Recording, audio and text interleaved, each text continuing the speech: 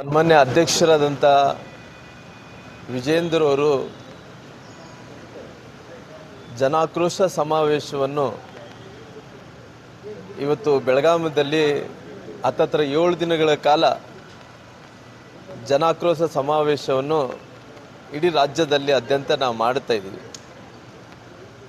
ಒಂದು ಕಡೆ ನಮ್ಮ ಈ ಸರ್ಕಾರ ಬೆಲೆ ಏರಿಕೆಯನ್ನು ಜಾಸ್ತಿ ಮಾಡಿದನೋ ಅದನ್ನು ಹಿಡ್ಕೊಂಡು ಪರಿಶಿಷ್ಟ ಜಾತಿ ಪರಿಶಿಷ್ಟ ಪಂಗಡಗಳ ಹಣವನ್ನು ಹತ್ತತ್ರ 40,000 ಕೋಟಿ ರೂಪಾಯಿ ಹಣವನ್ನು ಆ ಸಮುದಾಯಕ್ಕೆ ಸಿಗಲಾರ್ದಂತೆ, ಮಕ್ಕಳಿಗೆ ಸ್ಕಾಲರ್ಶಿಪ್ ಇಲ್ಲಾರ್ದಂತೆ, ಯಾವುದೇ ಸವಲತ್ತುಗಳಿಲ್ಲಾರ್ದಂತೆ ಎಲ್ಲವನ್ನು ಕೂಡ ಕಸ್ಕೊಂಡು ಆ SC/ST ಜನಾಂಗ ಮಕ್ಕಳನ್ನು ಏನು ಬೀದಿಗೆ ತಳ್ಳಿದನೋ ಅದರ ಪರವಾಗಿ ಹೋರಾಟವನ್ನು ಪ್ರಾರಂಭ ಮಾಡಿದ್ವಿ.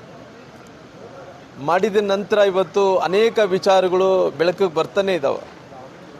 ಸರ್ಕಾರ ಇಷ್ಟು ಒಜ್ಜೆ ಆಗಿದೆ ಅಂತ ಹೇಳಿದ್ರೆ ಜನರು ನೋಡ್ತಾನೆ ಈ ಸರ್ಕಾರ ಎದಕ್ಕೋಸ್ಕರವಾಗಿ ಬಂತು ಅನ್ನೋಂಥ ಜನರು ಸಾಮಾನ್ಯವಾದಂಥ ಮಾತಾಡುವಂಥ ಜನರ ಭಾಷೆಯಲ್ಲಿ ನಾಲಿಗೆ ಮೇಲೆ ಬರ್ತಾ ಇದೆ. ಉದಾಹರಣೆಯಾಗಿ ನಿನ್ನೆ ನಡೆದಂಥ ಘಟನೆ, ನಿನ್ನೆ ಒಬ್ಬ ಅಮಾಯಕ ಒಬ್ಬ ಮಗಳ ಮೇಲೆ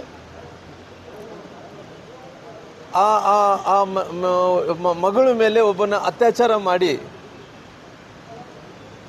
ಆ ಅತ್ಯಾಚಾರ ಮಾಡಿದ ನಂತರ ಎಲ್ಲೋ ಒಂದು ಕಡೆ ಪೊಲೀಸರು ಎನ್ಕೌಂಟ್ರ್ ಮಾಡಿದರು. ಅಲ್ಲಿಗೆ ಅದನ್ನು ಸಮ ಮಾಡಲಿಕ್ಕಾಗಲ್ಲ. ಯಾಕಂದರೆ ದಿನನಿತ್ಯ ಎಷ್ಟು ಕ್ರೈಮ್ಗಳು ನಡೀತಾ ಇದ್ದಾವೆ ಅಂದರೆ ಒಂದ್ರ ಮೇಲೆ ಒಂದು. ಯಾರು ಬೆಂಗಳೂರದಲ್ಲಂತೂ ಯಾರು ಹೆಣ್ಣುಮಕ್ಕಳು ಹೊರಗಡೆ ವಾಕಿಂಗ್ ಹೋಗೋಕ್ಕಾಗ್ತಾಯಿಲ್ಲ, ಮಹಿಳೆಯರು ಯಾರು ಕೂಡ ಕಸ ಬಳಿಯೋಕ್ಕಾಗ್ತಾಯಿಲ್ಲ, ಯಾರು ಮಕ್ಕಳು ಶಾಲೆಗೆ ಕಳ್ಸೋಕ್ಕೆ ಆಗ್ತಾಯಿಲ್ಲ. ಎಲ್ಲಿ ನೋಡಿದ್ರೆ ಹೆಂಗೆ ಆಗ್ತಾಯಿದೆ ಅಂದ್ರೆ ಎಲ್ಲೋ ಒಂದು ಕಡೆ ನಾನು ಕೇಳ್ತಿದ್ದೆ, ಮಂಗಳೂರು ಕಡೆನೋ ಎಲ್ಲೋ ಒಂದು ಕಡೆ ಶೌಚಾಲಯದಲ್ಲಿ ವಿಡಿಯೋಗಳು ಯಾರೋ ಮಾಡ್ತಾಯಿದ್ರು ಅಂದೇಳಿ, ಉಡುಪಿಯಲ್ಲಿ ಶಾಲೆಯಲ್ಲಿ ಶೌಚಾಲಯದಲ್ಲಿ ವಿಡಿಯೋ ಮಾಡ್ತಾರೆ ಅಂದರೆ ಕೂಡ ಎಷ್ಟು ಘಟನೆಗಳು ಆಗ್ತಾಯಿದೆ ಅಂದ್ರಿಗಿನ ಇವತ್ತು ಹೆಂಗಾಗಿಬಿಟ್ಟಿದೆ ಅಂದ್ರಿಗಿನ ಇವತ್ತು ಒಂದು ಕಡೆ ಈ ಗೃಹ ಮಂತ್ರಿಗಳು ಒಂದು ರೀತಿ ಉಡಾಫೆ ಹೇಳಿಕೆಗಳು. ಒಂದು ಕಡೆ ಅವ್ರು ಹೇಳ್ತಾರೆ ತಮಾಷೆ ಬಿಡ್ರಿ, ಇದು ಸಹಜ ಬಿಡ್ರಿ, ಇದು ಮಾಮೂಲಿ ಬಿಡ್ರಿ, ಈ ರೀತಿ ಹೇಳ್ಕೊಂಡು ಹೋಗ್ತಾ ಇದ್ರೆ ಏನಾಗುತ್ತೆ ಅಂದರೆ ಕ್ರೈಮ್ ಜಾಸ್ತಿ ಆಗ್ತಾ ಇದೆ. ಅಲ್ಲಿ ಇವತ್ತು ಎಲ್ಲೋ ಒಂದು ಕಡೆ ಕ್ರೈಮ್ ಆದಂಥ ಟೈಮಲ್ಲಿ, ಈ ರೀತಿ ಅನಾಹುತ ಆದಂಥ ಟೈಮಲ್ಲಿ ಲಾ ಆ್ಯಂಡ್ ಆರ್ಡರ್ ಕಾಪಾಡೋಂಥ ಕೆಲಸ ಗೃಹ ಮಂತ್ರಿಗಳು ಮಾಡಬೇಕಾಯಿತು. ಟೋಟಲ್ ಆಗಿ ಗೃಹ ಮಂತ್ರಿಗಳು ಅಂತ ಫೇಲ್ಯೂರ್ ಆಗಿಬಿಟ್ಟಿದ್ದಾರೆ. ಜೊತೆಯಲ್ಲಿ ಇವತ್ತು ಎಲ್ಲೋ ಒಂದು ಕಡೆ ಅವ್ರು ಏನೋ ಪವರ್ ಆಫ್ ಅಟರ್ನಿಯನ್ನು ಈ ಸಣ್ಣ ಕರಿಗೆ ಕೊಟ್ಟಂಗಿದ್ದಾರೆ, ಮರಿ ಕರಿಗೆಗೆ ಏನೋ ಅವ್ರು ಪವರ್ ಆಫ್ ಅಟರ್ನಿ ಕೊಟ್ಟಂಗಿದ್ದಾರೆ. ಆ ಗೃಹ ಇಲಾಖೆಯಲ್ಲಿ ಏನೇ ಆದರೆ ಸಾಕು ಉತ್ತರ ಕೊಡೋದು ಈ ಸಣ್ಣ ಕರಿಗೆ ಅವರು. ಅಂದರೆ ಯಾರು ಗೃಹ ಮಂತ್ರಿಗಳು ಯಾರು? ಏನು ಪರಮೇಶ್ವರ ಗೃಹ ಮಂತ್ರಿಗಳ, ಇಲ್ಲಿ ಸಣ್ಣ ಕರಿಗೆ ಅವರು ಗೃಹ ಮಂತ್ರಿಗಳ ಅನ್ನಂತ ಕೇಳಬೇಕಾಗುತ್ತೆ. ಅವ್ರು ಏನೇ ಆದರೆ ಸಾಕು ಇರೋ ಬಂದು ಬೈಟ್ ಕೊಡ್ತಾ ಇರ್ತಾರೆ.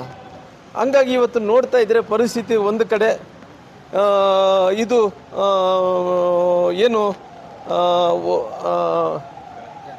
ಜಾತಿಗಣತೆ ವಿಚಾರವಾಗಿ, ಈ ಜಾತಿಗಣತೆ ವಿಚಾರವಾಗಿ ಇವತ್ತು ಯಾರೋ ಒಂದು ಸಮುದಾಯನ ಓಲೈಕೆ ಮಾಡ್ಕೋಬೇಕು ಅನ್ನೋಂಥ ಕಾರಣದಿಂದ ಅವ್ರಿಗೆ ನನಗೆ ಗೊತ್ತಿದೆ, ಯಾವತ್ತು ಆ ಕೃಷಿಗೆ ಮುಖ್ಯಮಂತ್ರಿಗಳ ಕುಜ್ಜಿಗೆ ಒಂದು ರೀತಿ ತುತ್ತು ಬರುತ್ತೇನೋ, ಯಾವತ್ತು ಅವ್ರಿಗೆ ಭಯ ಪ್ರಾರಂಭ ಆಗುತ್ತೇನೋ ಅವತ್ತೆಲ್ಲ ಕೂಡ ಈ ರೀತಿ ಜನಗಣತಿ ಬಗ್ಗೆ ಇವತ್ತು ತರುವಂಥ ಕೆಲಸ ಆಗ್ತಾಯಿದೆ.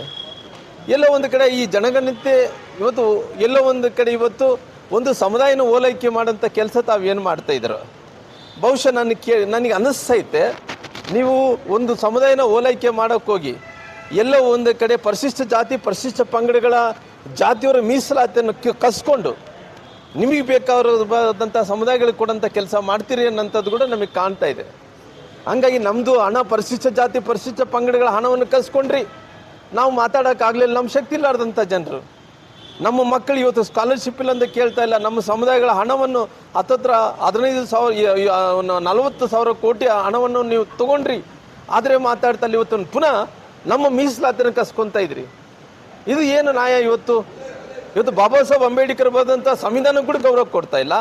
ನಮ್ಮ ಸಮುದಾಯಗಳಿದ್ದಂಥ ಮೀಸಲಾತಿಯನ್ನು ಕಸ್ಕೊಂಡು ಇವತ್ತು ಮುಂದಿನ ದಿನಗಳಲ್ಲಿ ಏನು ಮಾಡ್ತೀರಿ? ಇವತ್ತು ಜನಗಣತಿ ಪ್ರಕಾರವಾಗಿ ಇವತ್ತು ಬೇರೆಯವರಿಗೆ ತಾವು ಒಂದು ಓಲೈಕೆ ಮಾಡಬೇಕಂದೇಳಿ ಅವರು ಜನಸಂಖ್ಯೆ ಜಾಸ್ತಿ ನೋಡಿಸಿದಂಥ ಟೈಮಲ್ಲಿ ನಮ್ಮ ಮೀಸಲಾತಿ ಹೋಗುತ್ತಲ್ಲ. ಪರಿಶಿಷ್ಟ ಜಾತಿ ಪರಿಶಿಷ್ಟ ಪಂಗಡಗಳ ಮೀಸಲಾತಿ ಹೋದಂಥ ಟೈಮಲ್ಲಿ ಬಾಬಾ ಸಾಹೇಬ್ ಅಂಬೇಡ್ಕರ್ ಅವ್ರಿಗೆ ಏನು ಗೌರವ ಕೊಟ್ಟಂಗಾಗುತ್ತೆ, ಸಂವಿಧಾನ ಬರೆದಂಥ ಬಾಬಾ ಸಾಹೇಬ್ ಅಂಬೇಡ್ಕರ್ ಏನು ಗೌರವ ಕೊಟ್ಟಂಗಾಗುತ್ತೆ. ನಮ್ಮ ಸಮುದಾಯಗಳು ಎಲ್ಲನೂ ಕಸ್ಕೊಂತ ಇದ್ರಿ.